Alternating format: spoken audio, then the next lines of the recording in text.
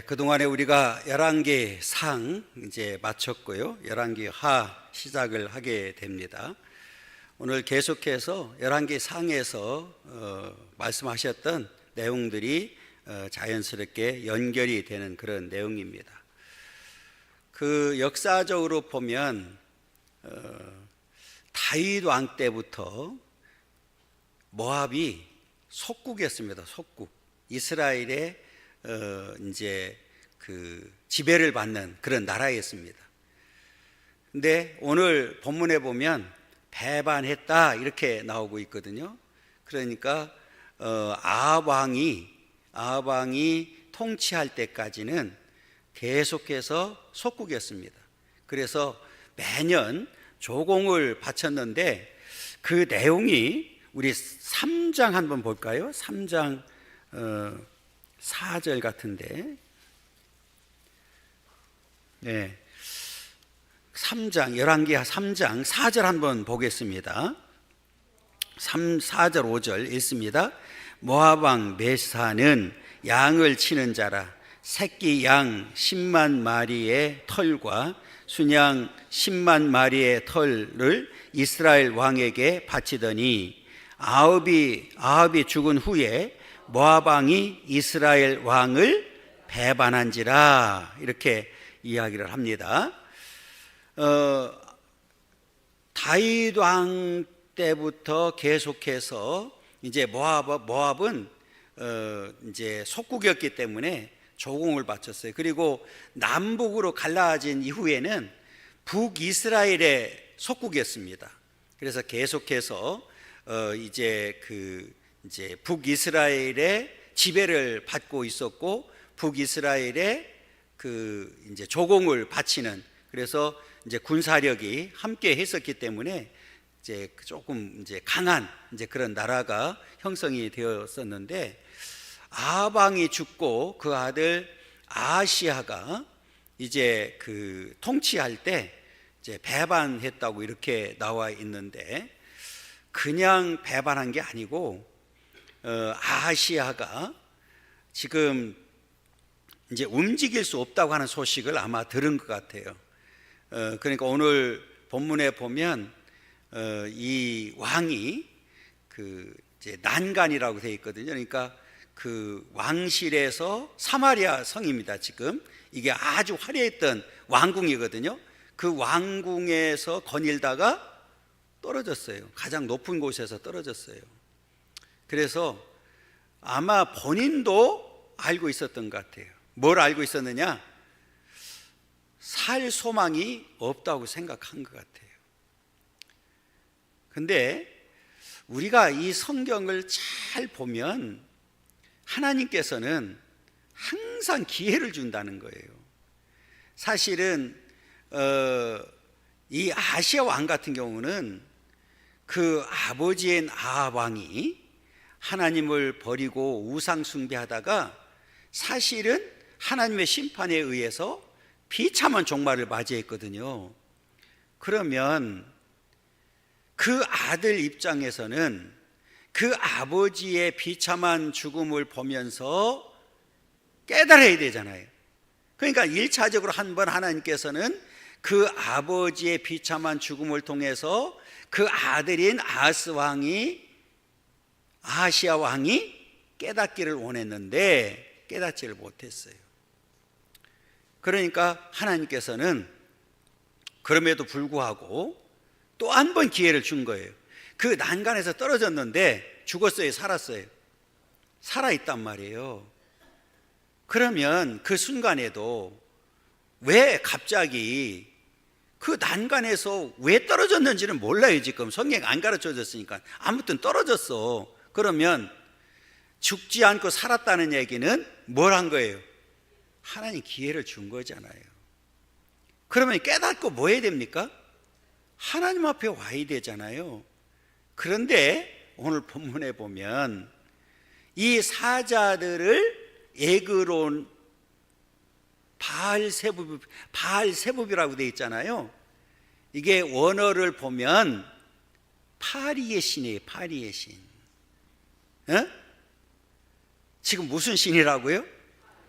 파리의 신이라니까. 그러니까 파리를 믿는 파리가 신인 거예요. 거기에 지금 보내서 내가 사냐 죽느냐 물으라고 지금 보내고 있는 거예요. 그러니까 기회를 주었는데 하나님께서는 그럼에도 불구하고 깨닫기를 원하고 그들이 뭐 하기를 원하세요? 돌아오기를 원하는 거죠. 자, 우리가 성경에 보면 이제 이렇게 이 배신을 하는 이 모압이 배신을 하고 이들이 깨닫고 돌아와야 되는데 돌아오지 않는 그런 상황을 지금 설명을 하고 있거든요. 그래서 지금 이제 전체적으로 내용을 보면 이제 사자를 보냈는데 지금 중간에 누구를 만났어요? 엘리야 선지자를 만난 거예요. 그러니까 엘리야 선지자가 뭐를 이야기하냐면 돌아가라. 거기 에그론까지 갈 필요도 없고 돌아가서 네 왕에게 전해라. 내 침상에서 내려오지 못하고 반드시 죽는다. 그러면 그 말을 들으면 그리고 분명히 지금 이 그 사자, 그 왕이 아시아 왕이 보낸 사자들은 사실은 엘리야 선지자인지를 몰랐어요. 그래서 이게 어떻게 생겼더냐 이렇게 왕이 물으니까 털옷을 입은 거잖아요. 그러니까 엘리야구나 알았단 말이에요. 그러면 엘리야라고 하면 알았다는 얘기는 지금 엘리야는 누굽니까? 하나님의 사자잖아요. 그러면 하나님의 사자가 그렇게 지금 돌려보내면서까지 왕에게 반드시 죽는다고 그랬으면 지금 뭐 해야 됩니까? 왕은 빨리 일어나서 엘리야 선지자를 찾아야 되죠. 엘리야 선지자를 만나든지 그 자리에서 무릎 꿇고 하나님을 찾든지 해야 되는데 지금 그렇지 않은 거예요. 지금 엘리야 선지자라는 사실을 알고 있음에도 불구하고 전혀 거기에 대한 반응이 없는 이 모습을 위에 보여주고 있거든요. 여러분, 우리가 성경을 보면 하나님을 배반한 사람, 지금 북이스라엘은 누구를 배반한 거예요? 하나님을 배신했잖아요. 하나님을 배반했는데 하나님을 배반한 사람들은 또 사람들로부터도 배반을 당한다는 사실을 분명하게 가르쳐 주는 거예요. 자, 우리 에스겔서 16장 59절 한번 보겠습니다. 1173쪽입니다. 1173쪽 에스겔서 16장 59절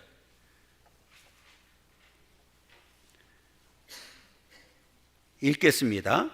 나 주 여호와가 이같이 말하노라. 네가 맹세를 멸시하여 언약을 배반하였은즉 내가 네 행한 대로 네게 행하리라. 하나님과 약속했는데 그 언약을 배반했기 때문에 네가 행한 대로 너도 배반을 당한다. 그래서 지금 아방이 죽고 난 다음에 아시아 왕 때에 지금 이제 모압이 배반을 하게 되는데 지금 분명한 사실은 이렇게 하나님께서 기회를 주었을 때 그 기회를 자기 것으로 만들지 못했기 때문에 결국은 왕도 죽게 됐고 그 다음에 배반을 할 수밖에 없는 거예요. 지금 왕이 그 난간에서 떨어져 가지고 뭐 오늘 내일 하고 있는데 지금 모압이 배반했다는 소식을 들었어요. 그러면 왕의 입장에서는 뭐 하고 싶겠어요? 이것들 봐라. 그리고 나가서 싸우고 싶겠죠. 그런데 지금 싸울 수 있는 환경이 돼요, 안 돼요? 안 되는 거예요. 꼼짝없이 그냥 배신을 당하고 마른 거예요. 그러니까 다윗 왕 때부터 지금까지 생각을 해보세요. 오랜 세월 동안 속국이었던 모압이 지금 이때다 그래놓고 지금 완전히 배신을 하고 떠나버리는 역사를 보여주고 있는 거예요. 그러니까 이렇게 하나님을 배신하게 되면 반드시 너도 배신을 당한다는 사실을 우리에게 보여주고 있는 거예요. 여러분, 성경의 역사를 보면 그게 쭉 나오잖아요. 여러분, 가룟 유다도 하나님을 배신하고 나서 하나님을 배신하니까 그를 부추겼던 사람들이 그를 인정했습니까? 안 했습니까? 안 했죠. 그러니까 은삼십을 던져버리고 가서 스스로 망한 길을 선택해버린 거예요. 그러니까 우리가 이 땅에 사는 동안에 이제 어떤 경우라도 하나님을 배신하면 우리 이 세상에 사는 동안에도 많은 일들 가운데 배신을 당할 수 있다는 사실을 우리는 분명히 기억해야 됩니다. 여러분, 우리가 사람이 이 배신이라고 하는 게 가장 힘든 배신이 뭘까요? 가까운 사람일수록 더 힘들잖아요. 그렇잖아요.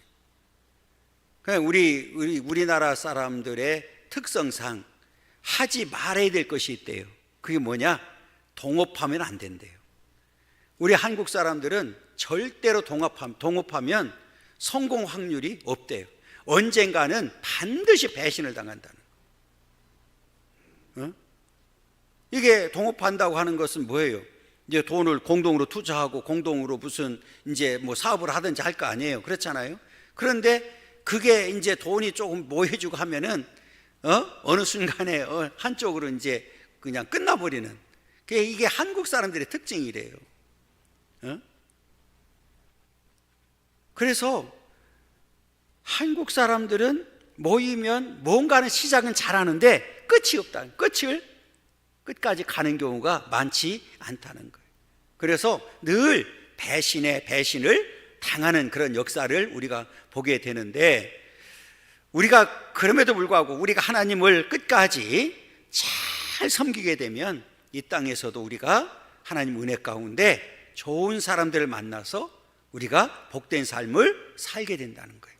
오늘 이게 이제 이 말씀을 통해서 이게 배신의 역사를 우리에게 지금 가르쳐 주고 있거든요. 자, 그래서 이 아합이 죽은 후에 모압이 이스라엘을 배반하였더라, 이렇게 이야기합니다. 아하시아가 사마리아에 있는 그의 다락 난간에서, 이 사마리아에 있는 그의 난간이라고 하는 것은 아주 상하궁으로 만든 아주 화려한 왕궁입니다. 이게 유명한 왕궁이거든요. 그런데 그 난간에서 거닐다가 떨어졌잖아요. 이 난간이라고 하는 얘기는 제일 높은 곳에서 떨어진 거예요. 성경에 보면 항상 교만한 사람들은 하나님 앞에 늘 이렇게 비참하게 되는 역사를 보여주고 있잖아요. 뭐 우리가 바벨탑 사건도 그렇고 사울도 그렇고 느부갓네살 왕도 그렇고 그들이 극도로 교만하다가 아주 비참한 종말을 맞이하는 역사를 보여주고 있거든요. 그러니까 지금 이 말씀을 통해서도 결국은 이 사마리아에 있는 그의 다락 난간이라고 이렇게 구체적으로 명시한 거는 그 상하궁에서 아주 화려하게 살았다는 거예요. 극도로 교만해진 거예요. 아버지 왕이 그렇게 비참하게 종말을 맞이했음에도 불구하고 그 아들 또한 아주 극도로 교만했다는 사실을 보여주고 있는 거예요. 그래서 그 난간에서 떨어져서 병들매 사자를 보내매 그들에게 이르되 가서 에그론의 신 바알세부에게 이 병이 낫겠나 물어보라 하라는 거예요.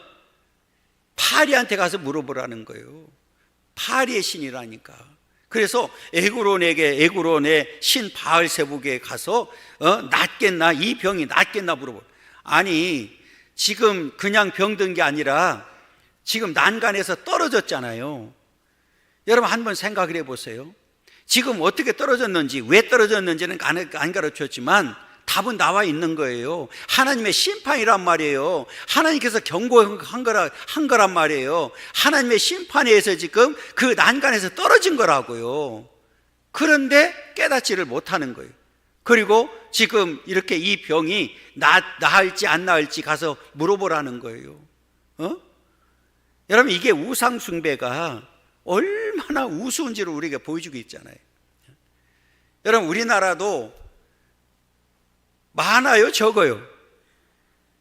얼마나 많은지, 온 것이 다 그냥 우상이잖아요, 우상. 우리가 시골에서 자랐던 사람들은 특히 이것을 더 많이 알잖아요. 온갖 것이 다, 어느 지역에 가서는 나무도 꺾으면 안 되고, 우리 시골도 있어요, 바닷가에 풍구째라고. 거기 가서 나무도 꺾으면 안 된다고 그러고. 이게요, 막 아프고 그러면 시골에서 작은 것 큰 것 하잖아. 그죠? 그러면 마지막에 뭔 얘기 하느냐? 당신은 올 여름에 동쪽으로 가면 죽어. 맨날 동쪽만 생각하다 죽어. 그런다니까 진짜. 막 작두 타고 난리 치고 나서 동쪽으로 가면 죽어 그런다고. 그럼 동쪽이 어디야? 여기가 맨날 그러다가 죽어. 별짓. 저는 시골에 자라면서 별일을 다 봤어요. 별일을 진짜. 이게 이렇게 이 세상에 허무한 것 아무것도 아니고, 심지어는 자기가 깎아 만들어 놓은 것도 우상이고, 나무, 돌, 뭐 바다도 그렇고 얼마나 많아요. 너무너무 이게 많은 다 우상이잖아요. 자, 보세요. 그럼 3절에 보면 여호와의 사자가 디셉 사람 엘리야에게 이르되 너는 일어나 올라가서 그랬어요. 여호와의 사자가 이제 아시아 왕이 사자를 보낸 것을 알았잖아요. 그러니까 하나님의 사자가 디셉 사람 엘리야에게 이르되 너는 일어나 올라가서 사마리아 왕의 사자를 만나 그에게 이르기를 이스라엘의 하나님이 없어서 너희가 에그론의 신 바알세부에게 물으러 가느냐. 또 기회를 주는 거예요.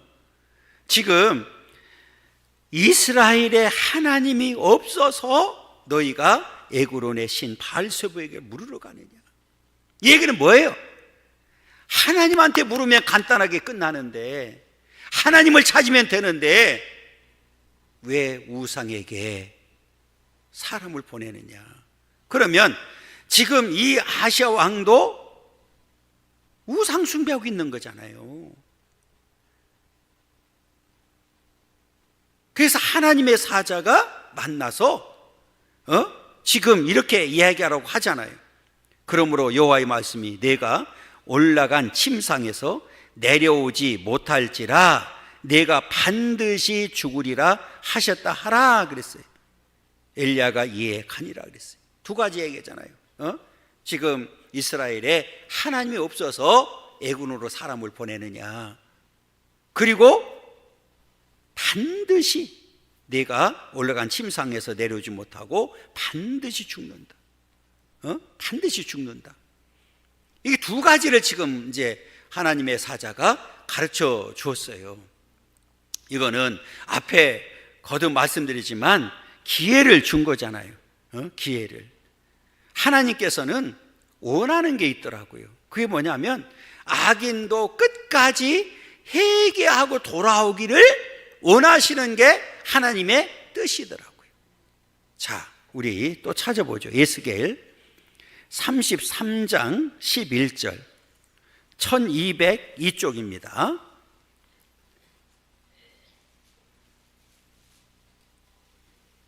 1202쪽 에스겔서 33장 11절입니다.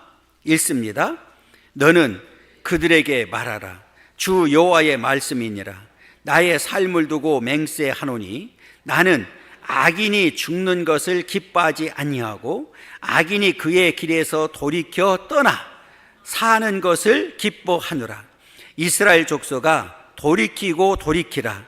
너희 악한 길에서 떠나라. 어찌 죽고자 하느냐 하셨다 하라 그랬어요. 악인이 죽는 것을 하나님 기뻐하지 아니하고 악인이 그의 길에서 돌이켜 떠나는 것을 기뻐하는 거예요. 그러니까 하나님께서는 이 북이스라엘이 우상 숭배하는 거 다 알고 있는 거, 하나님을 버리고 배신하고 지금 우상 숭배하는 거 다 알고 있지만 그럼에도 불구하고 이들이 깨닫고 뭐 하기를? 돌아오기를 원하신 거예요. 그러니까 앞에서 떨어진 것도 하나님께서 기회를 준 거고, 그 다음에 지금 이 사자들을 만나서 지금 엘리야 선지자가 전달한 것도 그들에게, 그 아시아 왕에게 기회가 된 거예요. 그런데 그 기회를 놓쳐버리는 거예요. 제가 늘 말씀드리죠. 기회는 항상 있는 게 아니다. 그 기회를 놓치면 다시 기회가 있어요, 없어요? 없다는 데 문제가 있는 거예요. 그러니까 우리에게 기회가 있을 때 우리는 최선을 다하는 그런 삶이 돼야 되는데, 자 5절에 보면 사자들이 왕에게 돌아오니 왕이 그들에게 이르되 너희는 어찌하여 돌아왔느냐 이렇게 물어요. 왜 돌아왔느냐? 가다 말고. 그러니까 지금 분명히 보냈는데 아니 아직 도착도 할 시간이 아닌데 그냥 돌아와 버렸단 말이에요. 그러니까 왕도 금방 알았잖아요. 왕도 어찌 돌아왔느냐, 어찌와이 돌아왔느냐 이렇게 이야기를 합니다. 그들이 말하되 한 사람이 올라와서 우리를 만나 이르되 너희는 너희를 보낸 왕에게로 돌아가서 그에게 고하기를 여호와의 말씀이 이스라엘에 하나님이 없어서 내가 애고로 내신 바알세부에게 물으려고 보내느냐. 그러므로 내가 올라간 침상에서 내려오지 못할지라 내가 반드시 죽으리라 하셨다 하더이다. 자, 앞에서 여호와의 사자가 3절과 4절에서 가르쳐준 그대로 지금 뭐 하고 있어요? 엘리야 선지자가 전달해 주는 거예요. 여러분, 지금 왕이 비록 지금 높은 데서 떨어져서 움직일 수는 없지만 그럼에도 불구하고 여전히 왕입니다. 그런데 그 왕을 향해서 반드시 죽는다고 이렇게 전달하는 게 쉬울까요? 어려울까요? 어렵죠. 그렇잖아요. 잘못하면 왕이 이분이 살아있으니까 지금 그 에그론으로 사람을 보내서 내가 사냐 죽느냐고 물으라고 했을 때는 이게 이분 아직 살아있다는 얘기 아니에요. 그러면 이 말을 듣는 순간에 야 그놈 잡아와 그리고 죽일 수도 있는 거 아니에요. 그때는 보세요. 더더군다나 왕을 향해서 반드시 죽는다고 그랬으니 이거 왕을 지금 뭐 한 거예요 지금? 이게 죽으라고 한 거 아니에요. 그게 반역이지 뭐예요 이게. 그럼에도 불구하고 엘리야 선지자는 누구의 명령이기 때문에? 하나님의 말씀이기 때문에 그대로 전했어요. 자, 오늘 성경 보세요. 앞에 3절과 4절에서 여호와의 사자가 엘리야 선지자에게 전달한 그 내용을 하나라도 빼거나 더한 게 있어요 없어요? 그대로 있어요. 그대로. 기가 막힌 거예요. 잘못하면 엘리야 선지자가 살기 위해서 이 왕의 심기를 저 악한 왕을 건드렸다가 내가 죽을 수도 있는데 그리고 적당하게 얼버무릴 수도 있잖아요. 그런데 그렇게 하지 않았어요. 이스라엘의 하나님의 사자가 하나님이 없어서 에그론의 바알세부에게 지금 물으러 보내느냐?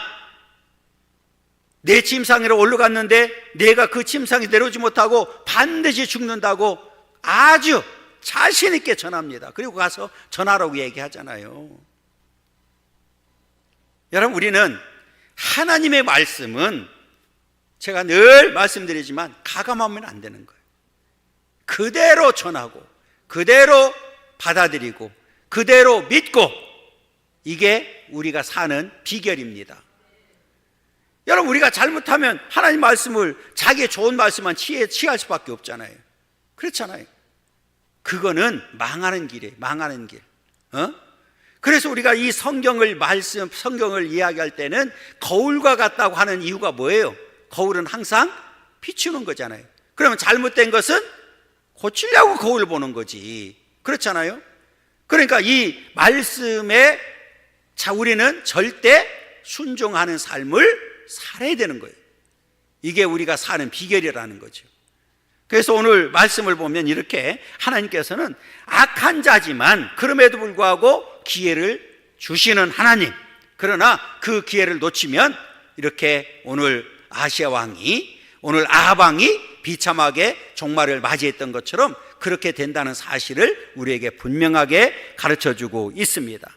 그리고 이렇게 우상을 숭배하는 자들은 하나님 앞에 절대로 이제 하나님 앞에 설 수 없다는 사실을 우리에게 보여주고 있는데, 왜 그러느냐? 하나님이 선언했어요. 하나님이 뭐라고 얘기했느냐? 나는 질투하는 하나님이시다. 여러분, 이 질투라고 하는 것은 사랑하기 때문에 뭐 하는 거예요? 질투하는 거예요. 그러니까 이 얘기는 앞에 말씀드렸던 대로 북이스라엘이 아방도, 야방 말할 것도 없고 아시아왕도 하나님을 버리고 우상을 숭배했는데, 그럼에도 불구하고 그들이 깨닫고 돌아오기를 원했어요. 여전히 하나님은 그들을 뭐 했어요? 사랑했어요. 왜? 선민이었기 때문에. 그런데 끝까지 하나님을 사랑하지 아니했을 때 하나님은 어떤 하나님이라고요?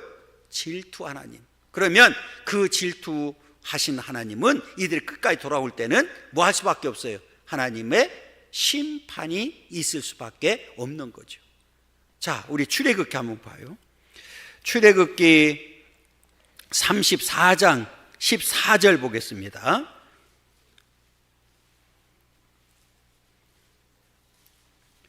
(135페이지) 자, 출애굽기 34장 14절 읽겠습니다. 너는 다른 신에게 절하지 말라. 여호와는 질투라. 이름하는 질투의 하나님이니라. 우리 하나님은 무슨 하나님? 질투하는 하나님. 여러분, 우리 하나님을 질투하게 만들면 안 된다니까. 하나님은 저와 여러분들을 선택했을 때는 오직 누구만? 하나님만을 사랑하고 하나님만을 의지하고 하나님만을 경외하기를 원하십니다. 그러니까 지금 북이스라엘이 비록 지금 하나님을 배신해서 우상 숭배하지만 그들도 사실은 선민이었단 말이에요. 남북으로 갈라지기 전에. 그렇잖아요. 갈라졌다 할지라도 여전히 그들은 선민이에요. 그런데 하나님을 오늘 경외하고 사랑하는 것 하기보다는 지금 우상을 숭배했기 때문에 우리 하나님은 질투의 하나님이라는 사실을 우리에게 보여주고 있는 거예요. 그러면 이렇게 우상 숭배하는 자들을 하나님께서는 그냥 둘까요?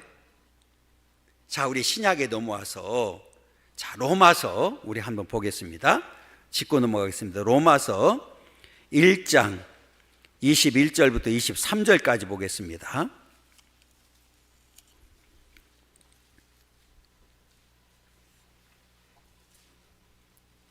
21절부터 23절까지 읽겠습니다. 하나님을 알되 하나님을 영화롭게도 아니하며 감사하지도 아니하고 오히려 그 생각이 허망하여지며 미련한 마음이 어두워졌나니 스스로 지혜 있다 하나 어리석게 되어 썩어지지 아니하는 그 하나님의 영광을 썩어질 사람과 새와 짐승과 기어다니는 동물 모양의 우상으로 바꾸었느니라. 이게 오늘날 사람이라는 거예요. 얼마나 어리석은지를 보여주는 거예요. 이게 썩지 아니할 영광을 오히려 썩어질 것으로 바꿔버린 거예요. 이게 우상 숭배입니다. 그러니 하나님이 그냥 두겠어요? 하나님의 심판을 할 수밖에 없는 거죠. 그래서 오늘 본문에 보면 이렇게 반드시 죽는다고 얘기했어요. 그때 7절에 보면 왕이 그들에게 이르되 올라와서 너희를 만나 이 말을 너희에게 한 그 사람은 어떤 사람이더냐 이렇게 물어요. 그 사람이 도대체 어떻게 생겼느냐, 어떤 사람이냐 그랬더니 그들이 그에게 대답하되 그는 털이 많은 사람인데, 털이 많은 사람이 아니라 털옷을 입은 사람이에요. 털옷을 입은 사람인데 허리에 가죽띠를 띄었더이다 하니 왕이 이르되 그는 디셉 사람 엘리야로다. 알았어요. 분명히 하나님의 사람 엘리야라는 사실을 알았어요. 그러면 지금 엘리야가 말한 것은 곧 누가 말한 거예요? 하나님이 하신 말씀이잖아요. 그러면 지금 내가 가던 길이 잘못된 길이라는 사실을 이제 엘리야 선지자를 통해서 알았으니 뭐 해야 돼요? 돌아와야 되잖아요. 그런데 돌아오지를 않는 거예요. 이게 어리석은 거죠.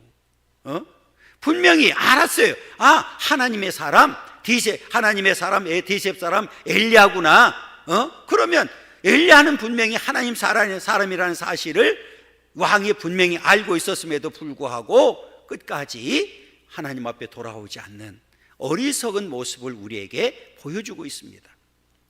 여러분, 우리가 이 땅에 사는 동안에 사실은 저와 여러분들이 선택을 받을 만한 자격이 없음에도 불구하고 선택해 주셨고, 믿음을 선물로 주셨고, 이렇게 믿음을 통해서 구원받고 여기까지 하나님 은혜 가운데 살아왔습니다.